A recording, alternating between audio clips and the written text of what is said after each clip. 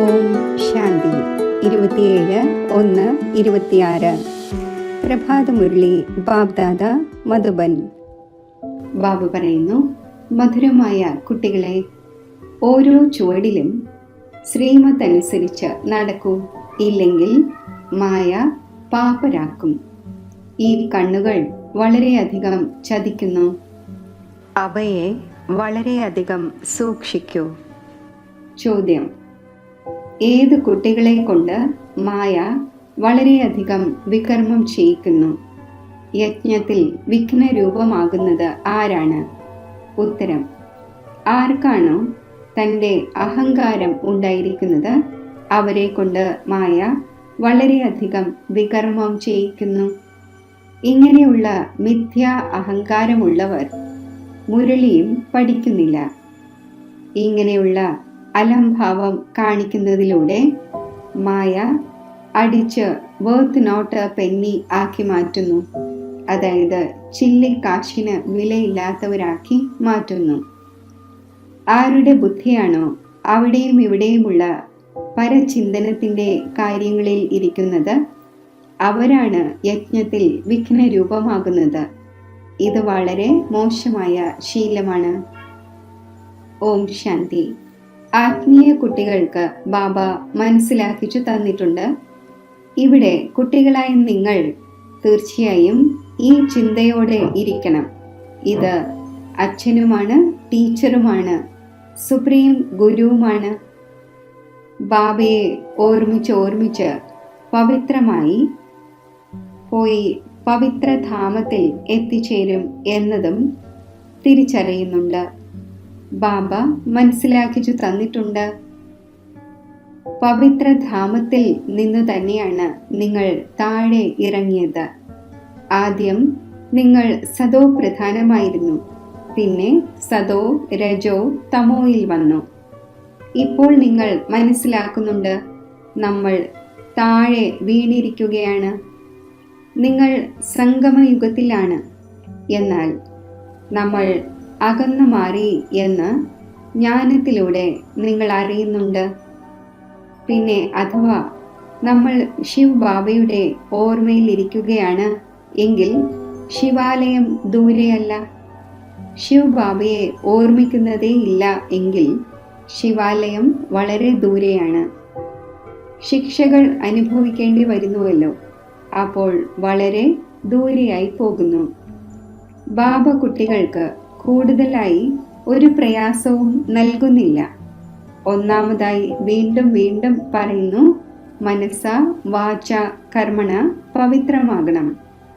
ഈ കണ്ണുകളും വളരെയധികം ചതിക്കുന്നു, വളരെ സൂക്ഷിച്ച് നടക്കേണ്ടി വരും. ബാബ മനസ്സിലാക്കിച്ചു തന്നിട്ടുണ്ട്, ധ്യാനവും യോഗവും തികച്ചും വേറെയാണ്.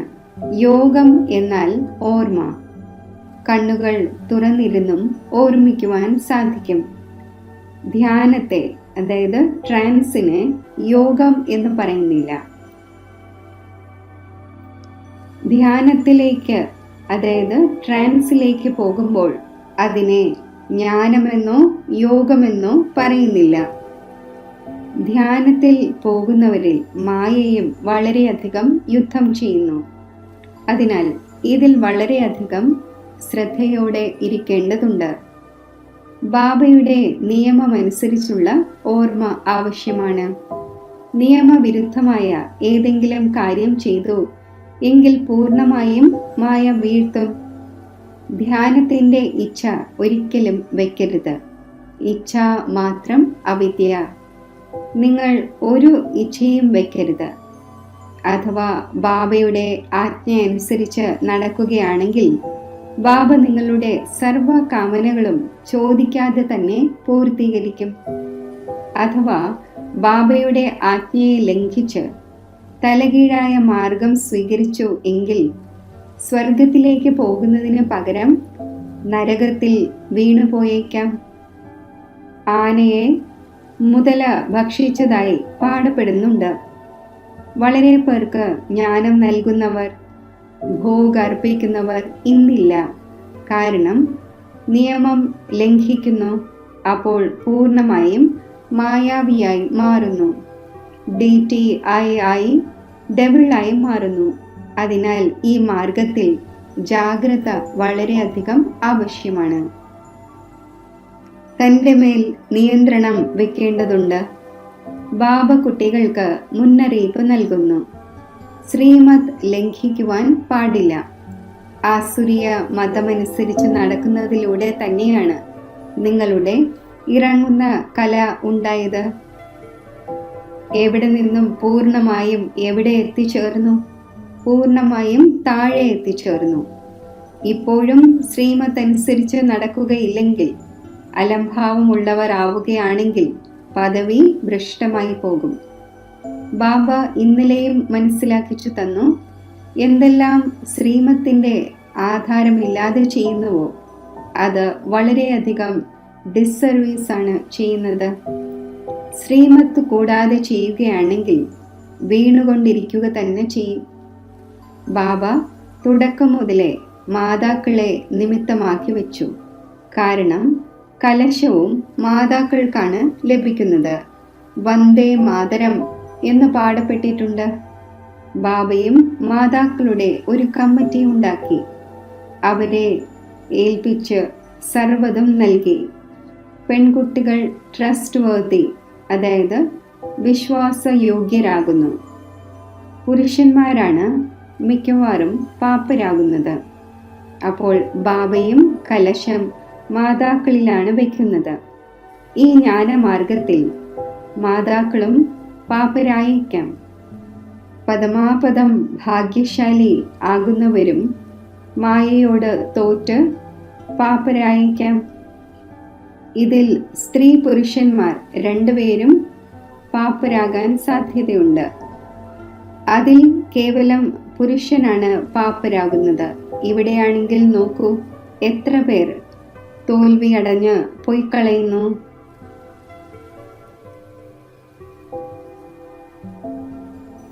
പാപ്പരാക്കിയതുപോലെയാണല്ലോ. ബാബ ഇരുന്ന് മനസ്സിലാക്കിച്ചു തരുന്നു, ഭാരതവാസികൾ പൂർണ്ണമായും പാപ്പരായിരിക്കുന്നു. മായ എത്ര ബലവാനാണ്. മനസ്സിലാക്കുവാൻ സാധിക്കുന്നില്ല നമ്മൾ എന്തായിരുന്നു, എവിടെ നിന്നും പൂർണ്ണമായും താഴെ വന്ന് വീണിരിക്കുന്നു എന്ന്. ഇവിടെയും ഉയരത്തിൽ കയറി കയറി പിന്നീട് ശ്രീമത് മറന്ന് സ്വന്തം മതമനുസരിച്ച് നടക്കുന്നു. അപ്പോൾ പാപ്പരാകുന്നു. പിന്നെ പറയൂ, അവരുടെ അവസ്ഥ എന്താകും എന്ന്. അവരാണെങ്കിൽ പാപ്പരാവുകയാണ് എങ്കിൽ പിന്നെ 5 or 7 വർഷത്തിന് ശേഷം നിവർന്നു നിൽക്കുന്നു. ഇതാണെങ്കിൽ 84 ജന്മങ്ങളിലേക്ക് പാപ്പരാകുന്നു. പിന്നെ ഉയർന്ന പദവി നേടുവാൻ സാധിക്കില്ല. പാപ്പരായി തന്നെ ഇരിക്കും.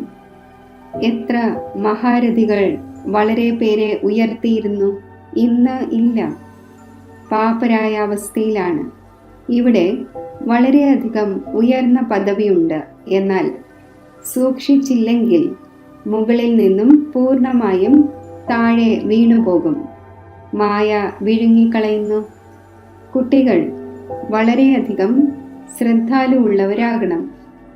സ്വന്തം മതമനുസരിച്ച് കമ്മിറ്റിയും മറ്റും ഉണ്ടാക്കുന്നതിൽ നേട്ടമൊന്നുമില്ല. ബാബയുമായി ബുദ്ധിയോഗം വയ്ക്കും. അതിലൂടെ തന്നെയാണ് സദോ പ്രധാനമാകേണ്ടത്. ബാബയുടേതാവുകയും പിന്നെ ബാബയുമായി യോഗം ചേർക്കാതിരിക്കുകയും ചെയ്യുന്നുവെങ്കിൽ, ശ്രീമത് ലംഘിക്കുകയും ചെയ്യുകയാണ് എങ്കിൽ പൂർണ്ണമായും വീണു പോകുന്നു. കണക്ഷൻ തന്നെ മുറിഞ്ഞു പോകുന്നു. ബന്ധം മുറിഞ്ഞു പോകുന്നു. ബന്ധം മുറിയുകയാണെങ്കിൽ പരിശോധിക്കണം. മായ നമ്മളെ എന്തുകൊണ്ടാണ് ഇത്രയും ശല്യം ചെയ്യുന്നത്? പരിശ്രമിച്ച് ബാബയുമായി ബന്ധം യോജിപ്പിക്കേണ്ടതാണ്. ഇല്ലെങ്കിൽ ബാറ്ററി എങ്ങനെ ചാർജ് ആകും? വികർമ്മം ചെയ്യുന്നതിലൂടെ ബാറ്ററി ഡിസ്ചാർജ് ആകുന്നു. ഉയരത്തിൽ കയറി കയറി വീണു പോകുന്നു. ഇങ്ങനെ പലരുമുണ്ട് എന്നറിയുന്നു. തുടക്കത്തിൽ എത്ര അനേകം പേർ വന്ന് ബാബയുടേതായി. ഭട്ടിയിൽ വന്നു. പിന്നെ ഇന്ന് എവിടെയാണ്? വീണുപോയി. കാരണം പഴയ ലോകത്തിൻ്റെ ഓർമ്മ വന്നു. ഇപ്പോൾ ബാബ പറയുന്നു, ഞാൻ നിങ്ങൾക്ക് പരിധിയില്ലാത്ത വൈരാഗ്യം വരുത്തുകയാണ്. ഈ പഴയ പതീത ലോകത്തോട് മനസ്സ് ചേർക്കരുത്. സ്വർഗത്തോട് മനസ്സ് ചേർക്കൂ. പ്രയത്നമുണ്ട്. അഥവാ ഈ ലക്ഷ്മി നാരായണൻ ആകുവാൻ ആഗ്രഹിക്കുന്നുവെങ്കിൽ പ്രയത്നിക്കേണ്ടി വരും. ബുദ്ധിയോഗം ഒരു ബാബയോടൊപ്പം ഉണ്ടായിരിക്കേണ്ടത് ആവശ്യമാണ്. പഴയ ലോകത്തോട് വൈരാഗ്യം, അതായത് വിരക്തി. ശരി, പഴയ ലോകത്തെ മറന്നു പോകണം എന്നത് ശരി തന്നെ. ഓർമ്മിക്കേണ്ടത് എന്തിനെയാണ്? ശാന്തിധാമത്തെയും സുഖധാമത്തെയും. എത്രത്തോളം സാധിക്കുമോ എഴുന്നേൽക്കുമ്പോഴും ഇരിക്കുമ്പോഴും നടക്കുമ്പോഴും ചുറ്റി സഞ്ചരിക്കുമ്പോഴും ബാബയെ ഓർമ്മിക്കൂ. പരിധിയില്ലാത്ത സുഖത്തിൻ്റെ സ്വർഗത്തെ ഓർമ്മിക്കൂ. ഇത് തികച്ചും സഹജമാണ്. അഥവാ ഈ രണ്ട് ആശകളിൽ നിന്നും തലകീഴായാണ് നടക്കുന്നത് എങ്കിൽ പദവി ഭ്രഷ്ടമായി പോകും. നിങ്ങൾ ഇവിടെ വന്നിരിക്കുന്നത് തന്നെ നരനിൽ നിന്നും നാരായണൻ ആകുന്നതിനു വേണ്ടിയാണ്. സർവരോടും പറയുന്നു, തമോ പ്രധാനത്തിൽ നിന്നും സതോ പ്രധാനമാകണം. കാരണം റിട്ടേൺ ജേണി ഉണ്ടാകുന്നു. വേൾഡിൻ്റെ ഹിസ്റ്ററിയും ജോഗ്രഫിയും റിപ്പീറ്റ് ആവുക എന്നാൽ നരകത്തിൽ നിന്നും സ്വർഗം, പിന്നെ സ്വർഗത്തിൽ നിന്നും നരകം. ഈ ചക്രം തിരിഞ്ഞുകൊണ്ടേയിരിക്കുന്നു. ബാബ പറഞ്ഞിട്ടുണ്ട്, ഇവിടെ സ്വദർശന ചക്രധാരിയായി ഇരിക്കൂ, ഈ ഓർമ്മയിലിരിക്കൂ. നമ്മൾ എത്ര തവണ ഈ ചക്രം കറങ്ങിയിരിക്കുകയാണ്. നമ്മൾ സ്വദർശന ചക്രധാരിയാണ്. ഇപ്പോൾ വീണ്ടും ദേവതയാകുന്നു. ലോകത്തിൽ ആരും തന്നെ ഈ രഹസ്യത്തെ അറിയുന്നില്ല. ഈ ജ്ഞാനം ദേവതമാരെ കേൾപ്പിക്കേണ്ടതില്ല. അവരാണെങ്കിൽ പവിത്രം തന്നെയാണ്. ശംഖൂതുവാനായി അവരിൽ ജ്ഞാനമില്ല, പവിത്രവുമാണ്. അതിനാൽ അവർക്ക് അടയാളം കൊടുക്കേണ്ട ആവശ്യം തന്നെയില്ല. അടയാളം ഉണ്ടായിരിക്കുന്നത് രണ്ടുപേരും ഒരുമിച്ച് ചതുർഭുജം ആയിരിക്കുമ്പോഴാണ്. നിങ്ങൾക്കും നൽകുന്നില്ല. കാരണം ഇന്ന് നിങ്ങൾ ദേവത, നാളെ താഴെ വീണു പോകുന്നു. മായ വീഴ്ത്തുന്നുവല്ലോ. ബാബ ദേവതയാക്കുന്നു, മായ പിന്നെ ഡെവിളാക്കി മാറ്റുന്നു. അനേകം പ്രകാരത്തിൽ മായ പരീക്ഷയെടുക്കുന്നു. ബാബ എപ്പോഴാണോ മനസ്സിലാക്കിച്ചു തരുന്നത് അപ്പോൾ അറിയാൻ കഴിയുന്നു യഥാർത്ഥത്തിൽ നമ്മുടേത് വീണിരിക്കുന്ന അവസ്ഥയാണ് എന്ന്. പാവങ്ങൾ എത്ര പേരാണ് തൻ്റെ സർവ്വതും ശിവ് ബാബയുടെ ഖജനാവിൽ ശേഖരിപ്പിച്ച ശേഷവും ചിലപ്പോൾ മായയോട് തോറ്റുപോകുന്നു. ശിവ് ബാബയുടേതായി കഴിഞ്ഞു, എന്നിട്ടും മറന്നു പോകുന്നത് എന്തുകൊണ്ട്? ഇതിൽ യോഗത്തിൻ്റെ യാത്ര മുഖ്യമാണ്. യോഗത്തിലൂടെ തന്നെ പവിത്രമാകേണ്ടതുണ്ട്. നോളജിനോടൊപ്പം പവിത്രതയും ആവശ്യമാണ്. നിങ്ങൾ വിളിക്കുന്നുമുണ്ട്, ബാബ നമ്മളെ വന്ന് പാവനമാക്കി മാറ്റൂ, അതിലൂടെ നമുക്ക് സ്വർഗത്തിലേക്ക് പോകുവാൻ സാധിക്കട്ടെ. ഓർമ്മയുടെ യാത്ര തന്നെ പാവനമായി ഉയർന്ന പദവി നേടുന്നതിനു വേണ്ടിയാണ്. ആരാണോ പോയി കളയുന്നത് അവർ കുറച്ചൊക്കെ കേട്ടിട്ടുമുണ്ട്. അപ്പോൾ ശിവാലയത്തിൽ തീർച്ചയായും വരും. പിന്നെ എങ്ങനെയെങ്കിലുമുള്ള പദവി നേടിയാലും തീർച്ചയായും വരും. ഒരു തവണയെങ്കിലും ഓർമ്മിച്ചു എങ്കിൽ സ്വർഗത്തിൽ വരും. ബാക്കി ഉയർന്ന പദവിയില്ല. സ്വർഗം എന്ന പേര് കേട്ട് സന്തോഷിക്കുവാൻ പാടില്ല. ഫെയിലായി ചില്ലിക്കാശിൻ്റെ പദവി നേടുന്നതിൽ സന്തോഷിക്കരുത്. സ്വർഗം തന്നെയാണ്, പക്ഷേ അതിൽ ധാരാളം പദവിയുണ്ടല്ലോ. ഞാൻ വേലക്കാരനാണ്, തോട്ടിയാണ് എന്ന ഫീലിംഗ് വരുന്നുവല്ലോ. അവസാനം നിങ്ങൾക്ക് എല്ലാ സാക്ഷാത്കാരവും ഉണ്ടാകും. നമ്മൾ എന്തായി മാറും?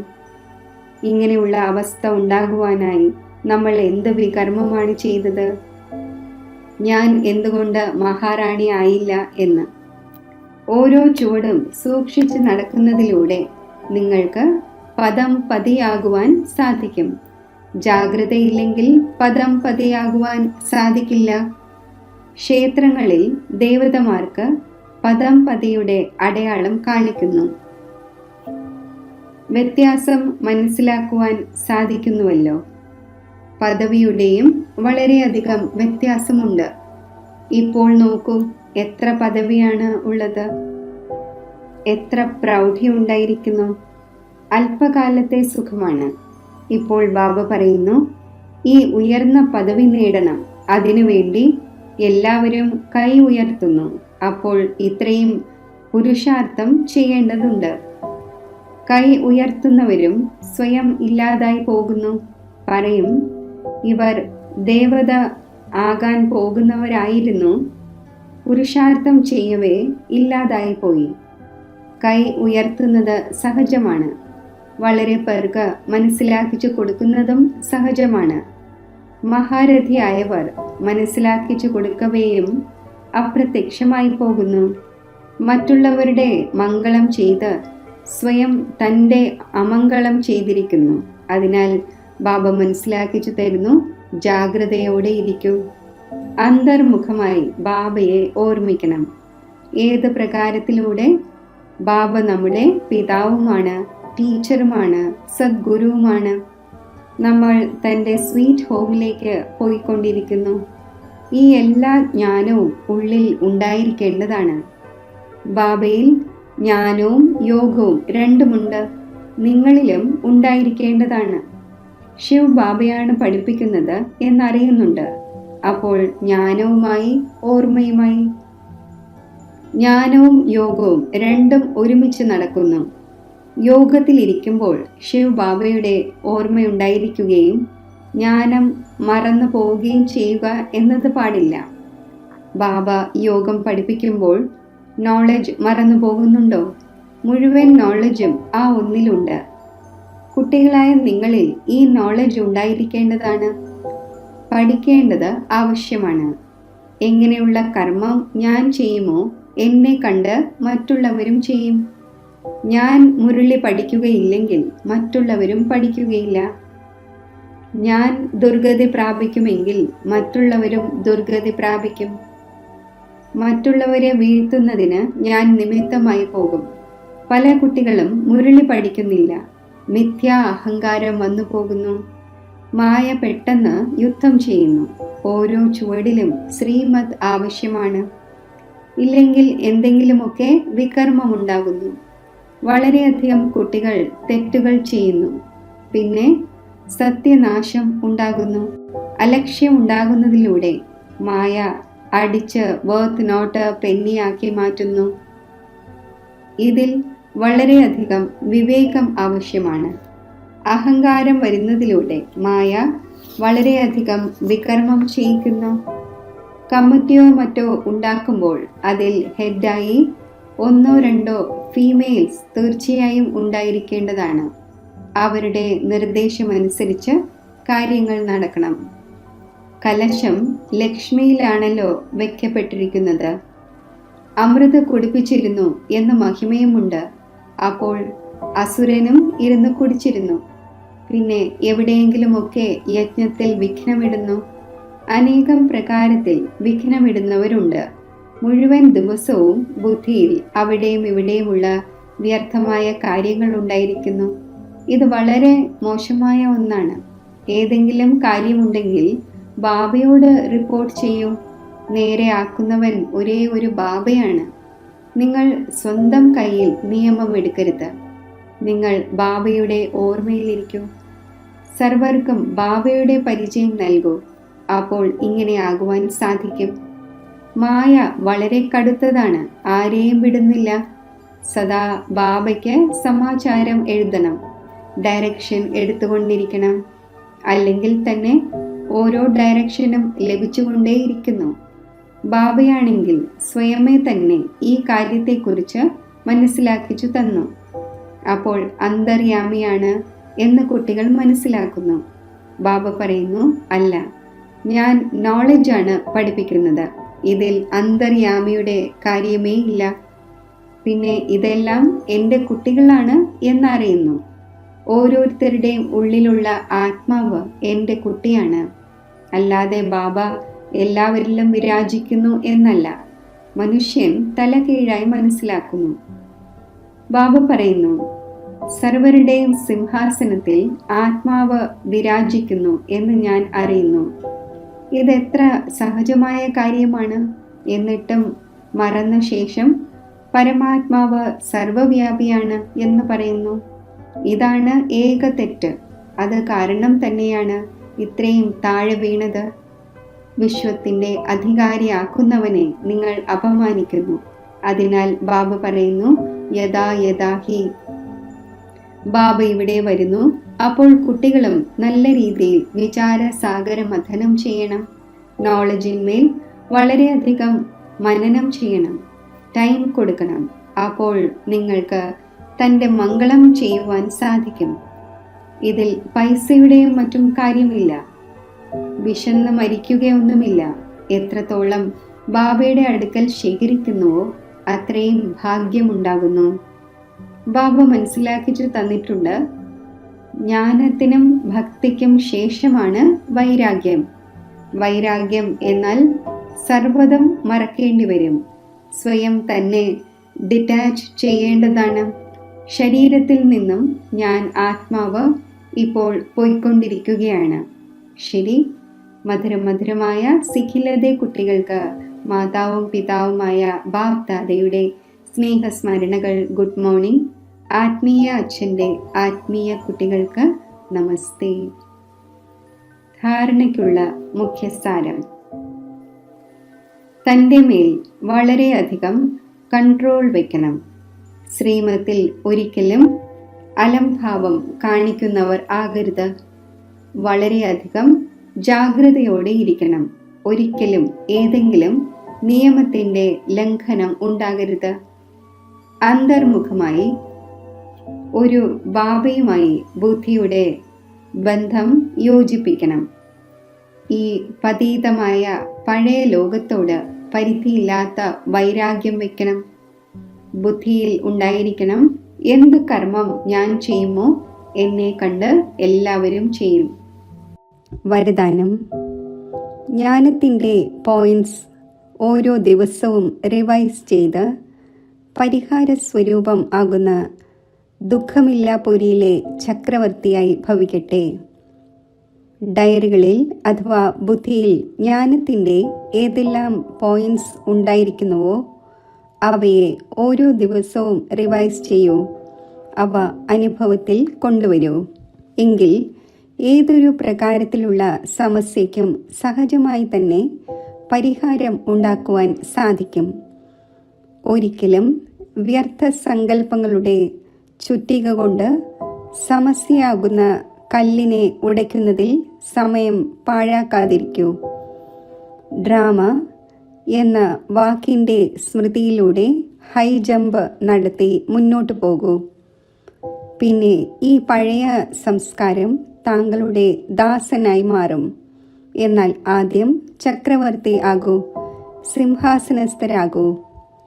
സ്ലോഗൻ: ഓരോരുത്തർക്കും ബഹുമാനം നൽകുന്നത് തന്നെയാണ് ബഹുമാനം പ്രാപ്തമാക്കുക എന്നത്. അവ്യക്ത സൂചന: ഈ അവ്യക്ത മാസത്തിൽ ബന്ധനമുക്തം ആയിരുന്ന് ജീവൻ മുക്ത സ്ഥിതി അനുഭവിക്കൂ. ജീവൻ ബന്ധനത്തോടൊപ്പം തന്നെയാണ് ജീവൻ മുക്തിയുടെ അനുഭവം ഉണ്ടാകുന്നത്. അവിടെയാണെങ്കിൽ ജീവൻ ബന്ധനത്തിൻ്റെ കാര്യമേ ഇല്ല. അവിടെയാണെങ്കിൽ കേവലം ആ പ്രാപ്തിയിൽ ആയിരിക്കും. മുക്തിധാമത്തിലെ മുക്തിയുടെ ഏതൊരു അനുഭവം ഇപ്പോൾ ചെയ്യുവാൻ സാധിക്കുന്നുവോ അത് അവിടെ ചെയ്യുവാൻ സാധിക്കില്ല. അതിനാൽ സംഗമയുഗത്തിൽ മുക്തിയുടെയും ജീവൻ മുക്തിയുടെയും അനുഭവം ചെയ്യൂ. സമ്പത്തിൻ്റെ അധികാരി ആയി കഴിഞ്ഞു. ഇപ്പോൾ അതിനെ ജീവിതത്തിൽ ധാരണ ചെയ്ത് പൂർണ്ണ ലാഭം എടുക്കൂ.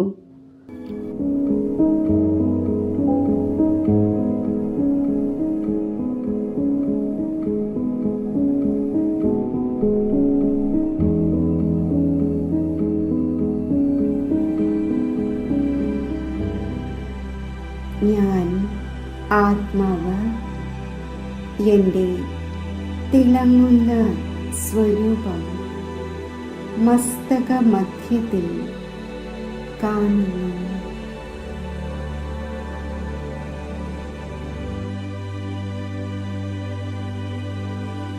മസ്തകമണിയായി ഞാൻ ഭൃഗുടിയാകുന്ന സിംഹാസനത്തിൽ സ്ഥിതി ചെയ്യുന്നു.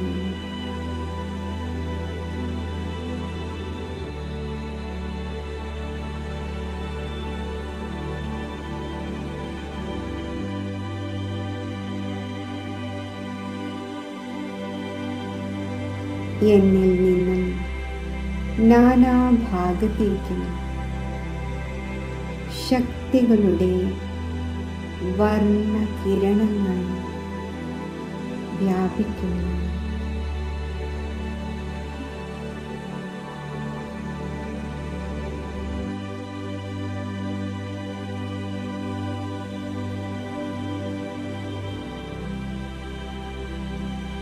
ഞാൻ എൻ്റെ നിജധാമത്തിലേക്ക് പോവുകയാണ്.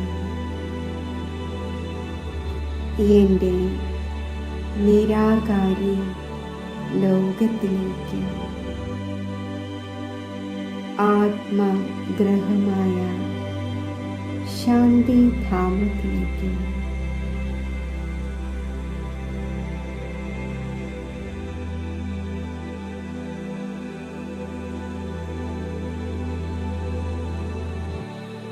ഒരു പ്രകാശ ബിന്ദുവായി ഞാൻ ഇപ്പോൾ നിരാകാരി ലോകത്തിൽ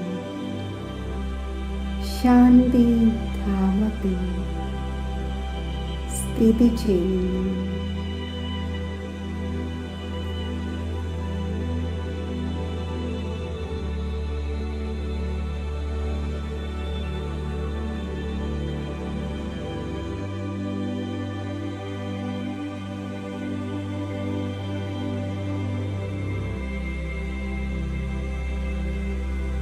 ഈ സൈലൻസിൻ്റെ ലോകത്തിൽ സ്ഥിതി ചെയ്യുമ്പോൾ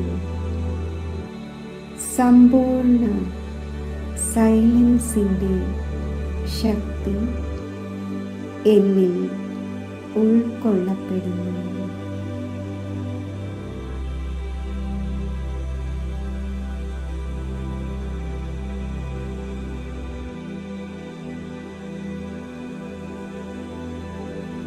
ഈ ഉയർന്ന ധാമത്തിൽ ശിവബാബയുടെ തിളങ്ങുന്ന തേജസ്വി സ്വരൂപം ബുദ്ധിയാകുന്ന നേത്രത്തിലൂടെ ഞാൻ കാണുകയാണ്.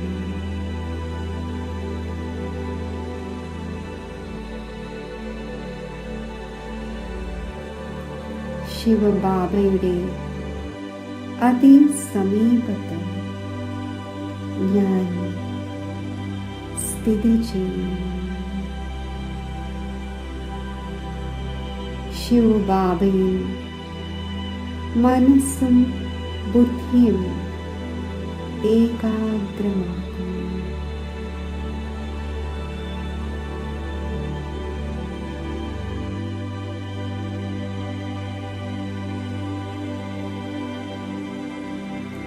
ബാബയുടെ സമ്പൂർണ്ണ ശക്തികൾ എന്നിൽ ഉൾക്കൊള്ളപ്പെടുന്നു.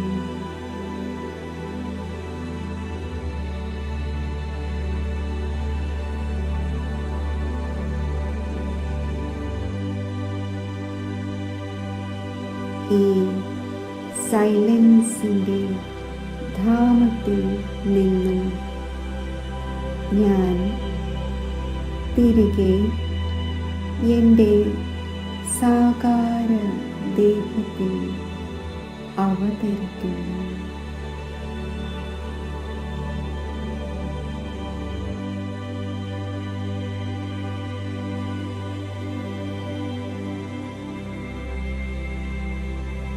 ഭൃഗുടിയാകുന്ന സിംഹാസനത്തിൽ അവതരിച്ചിരിക്കുന്നു.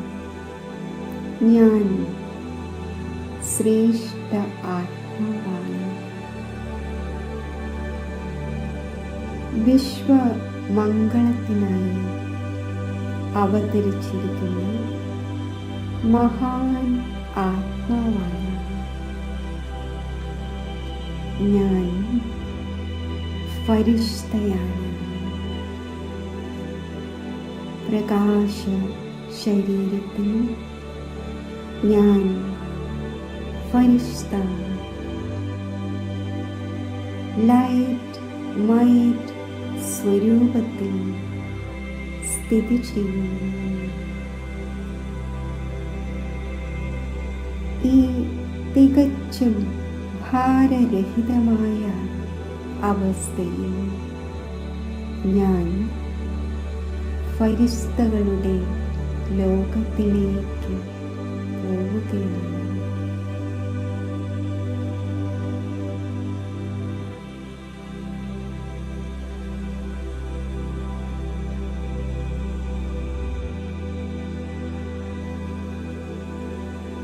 വെള്ള പ്രകാശം നിറഞ്ഞ ഫരിഷ്തകളുടെ ലോകത്തിൽ ഞാൻ സ്ഥിതി ചെയ്യുന്നു.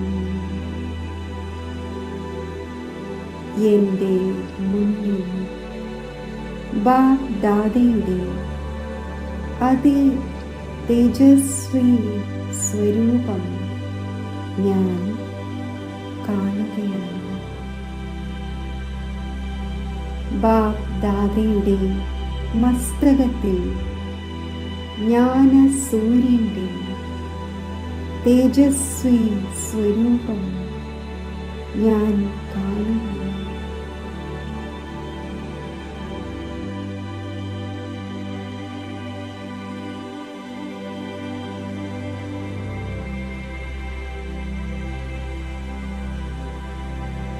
ബാബ ദൃഷ്ടി നൽകുകയാണ്.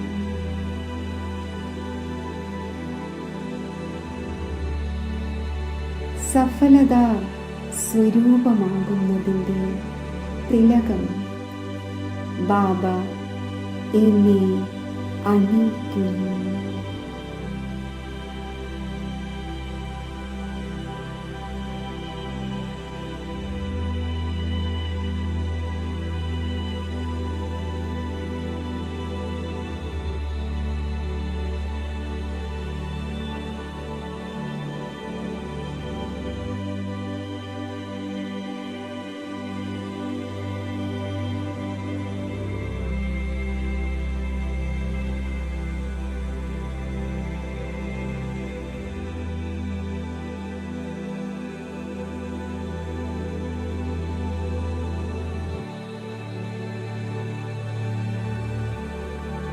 സർവ ഈശ്വരീയ ശക്തികളും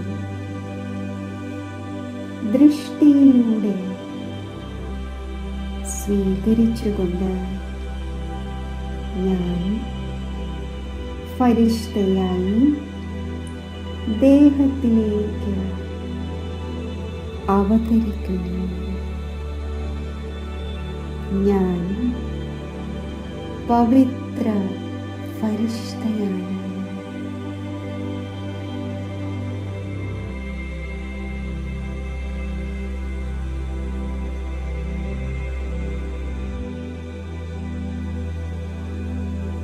പരമധാമത്തിലെ മഹാജ്യോതിയുമായി ബുദ്ധിയോഗം യോജിപ്പിച്ച് ബാബയുടെ സർവ ശക്തികളുടെയും കിരണങ്ങൾ മുഴുവൻ വിശ്വത്തിൻ്റെയും നാനാഭാഗത്തും ഞാൻ വ്യാപിപ്പിക്കുന്നു.